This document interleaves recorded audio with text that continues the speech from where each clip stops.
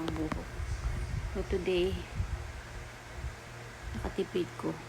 Kaya ako na naghimo. O, naka-make up pa. Yan. Kahit sa bahay lang ako.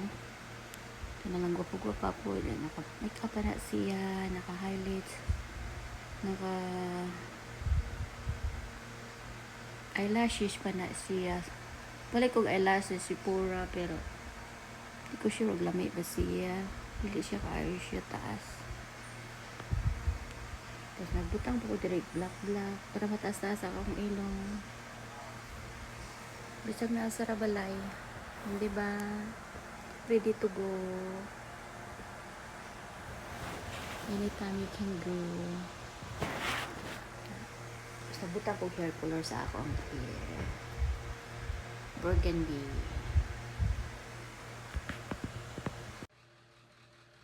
This is my new hair color.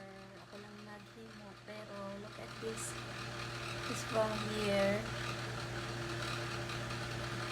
Dark burgundy.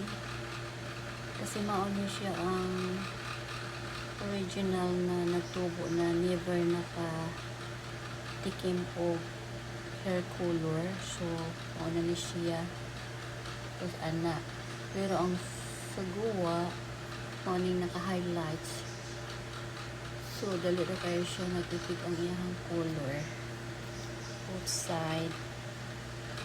So, lata kayo. Pero that's okay.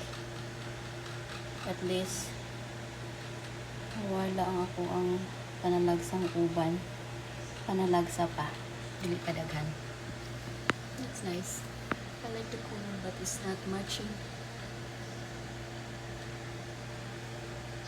It's okay. At least only $18.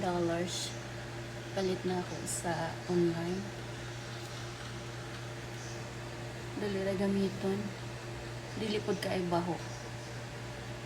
So, I love the color but this area it's not matching.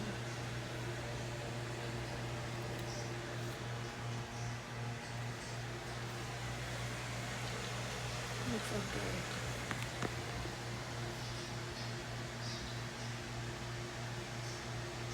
This is really burgundy. Isang apply lang. Guwa dahil ng yung pagka-color sa kanang nakakuha na siya, nakadanas na siya o highlight color sa lang kahaplos. Grabe. Guwa siya dahil. Tib kaayo.